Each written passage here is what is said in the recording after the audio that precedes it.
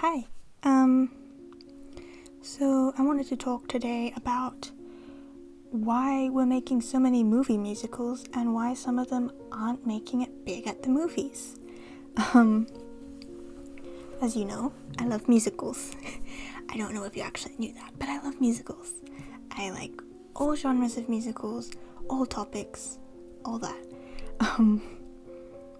So I am kind of looking forward to the Wicked movie that's being filmed at the moment, and it's coming out sometime next year, or end of this year. I can't remember, I can't keep up with it all. But what I want to talk about today is... Sorry, I'm moving everything. Why we're making movie musicals.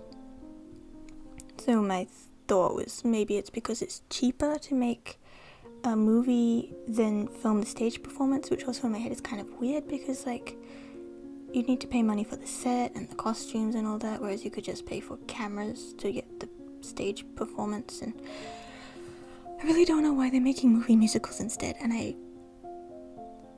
for some I really like them, but for others it's like, just film the stage production. I would prefer that a lot better, as I talked about in my video about the best form of musical adaptation, which I'll link up here. The best form, in my opinion, is a professionally shot movie of the stage production, because you can see all the stage tricks and things. And like I mentioned with the Hadestown review, which I watched a bootleg of, because do you think I can afford to go to the theatre and watch Hadestown on Broadway when I live in Australia? But if they were to make a movie of Hadestown, it wouldn't have the same feel to it as the stage production did, where you saw the stage go up and down, and the stage went down when Orpheus looked back and Eurydice went back into hell, you know? Or Hadestown. So, there was an article from What's on Stage ages ago. I wrote this note ages ago, that gave research and said that it's not actually cheaper to make a movie than just film the stage production. So, why else would they make a movie musical then? Well, maybe it is to cater to the musical goers who love the musical so much that they might go and watch said movie. But what if going and seeing the movie changes other people's view of how that musical is seen? For example, Dear Evan Hansen movie flopped, got bad reviews and things, mostly because they cast Ben Platt and then a whole cast of people who were a lot younger than him, but beside the point. The reason it flopped, in my opinion, is because it didn't have the same feel to it as the stage production did. What do I mean by this? The stage production had a more raw feel to it, because you only had the one take to sing the song and get it right. So the emotions there were genuine because they had the one shot.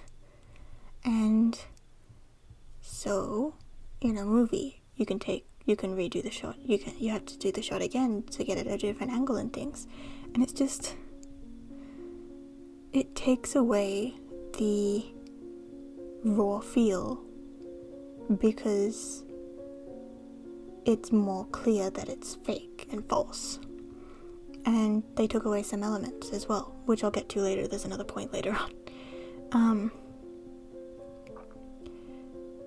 And other ways it caters to musical goers is, say for example, you've got the In the Heights musical movie thing, which made a lot of people who really loved the In the Heights production, it made them really excited, so they went to see it because it was a big name and it was good. It was a good movie. I found out later that they got rid of some songs, but it's okay. It was a good movie. They also rearranged some, but again, good movie, really good, well filmed. The story came through. It made me cry. That's basically my criteria.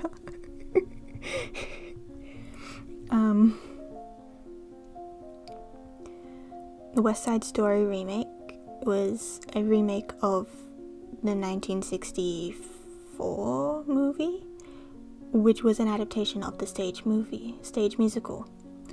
So, while you can look back and compare it to the stage production, you should more likely compare it to the movie adaptation of 1964 and realize it is more inclusive now, and it was shot beautifully as well. Also shot the same time as In the Heights on basically the same street. Like, how amazingly fascinating is that? A theory I've got on my notes here is they weren't making big because some cinematography isn't good, which I can say yes to.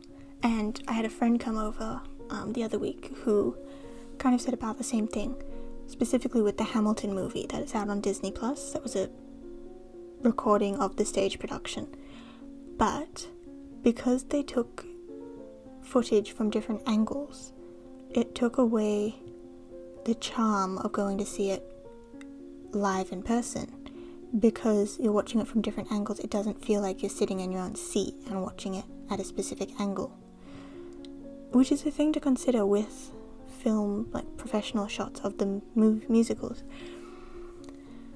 But some filmography of movie musicals isn't the best. It doesn't show enough or have the right angle to give you the effect that it wants, which is a good point, but it's okay. There were movie musicals made before, I'm gonna say like 1990, that were actually really good, such as like Carousel and King and I. Wizard of Oz was good. Like those sorts of like your old classic movies that were musicals. I've got a whole collection of them, but they were really good. But that was because they were shot differently, and a lot of the time song and dance numbers were shot in one take, one continuous take, and not certain parts, because you had to like give into this camera angle or this camera angle, you know? Like Carousel, there was Soliloquy, where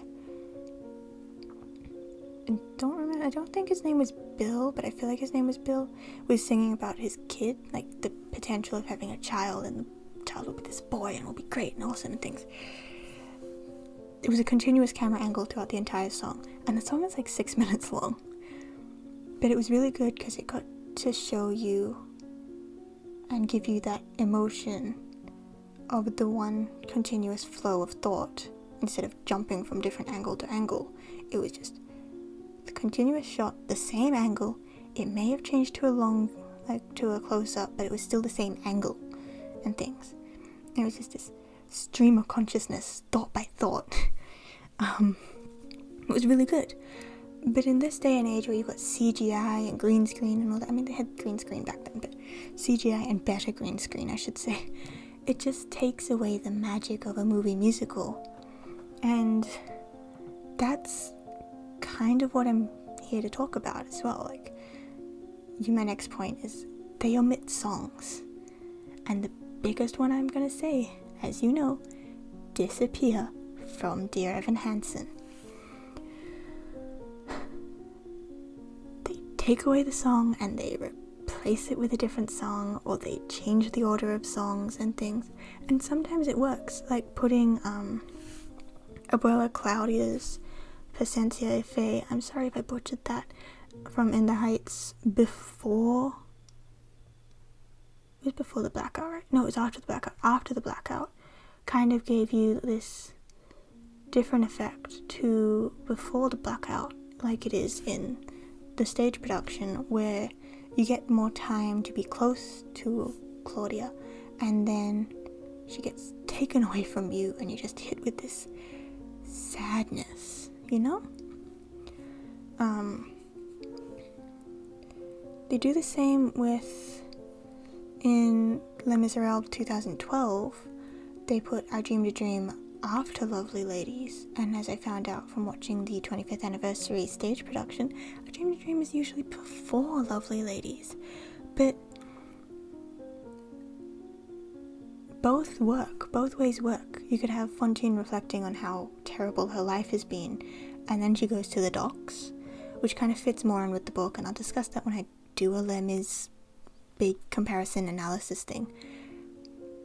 But you can also have after the docks, and if you know what happens at the docks, it also helps you to see now she's reflecting her life is really terrible.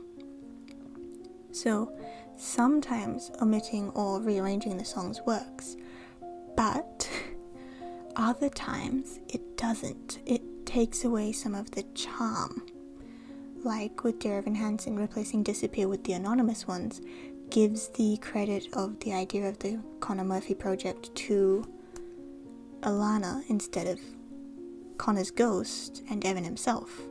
It changes that credit and that story and things, and it makes it feel different because Evan started the Connor Murphy project, the Connor project, because the ghost of Connor was singing to him and telling him, oh, you have to keep them thinking of me, sort of thing, instead of just moving on. So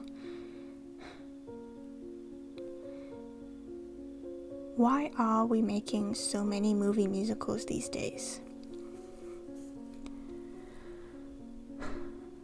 The first movie musical that I own is The Wizard of Oz, which is what, 1930 something, 1938, I think. So my theory here is maybe we, and by we I basically mean the cinema community and things, are trying to bring back the magic that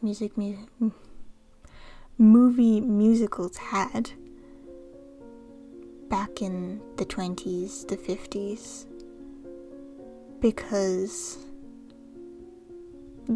people think that the stage productions aren't as good. Maybe it's that. Why aren't they getting bigger at the movies though? Social media is probably the answer I'll give you. There are so many musical fans on social media who watch these bootlegs of stage productions, and once a movie musical comes out, they turn to social media and they'll tell you their honest opinion of how they think that movie musical fared, and that influences a bunch of people, and that is why I think they aren't doing well. It is because of the influence and the hold that social media has over our opinions and choices. Also, probably the fact that you can watch a bootleg of the same musical from a stage production with most likely the original cast on YouTube. So, like, why would you pay to go to the movies when you could just watch a bootleg?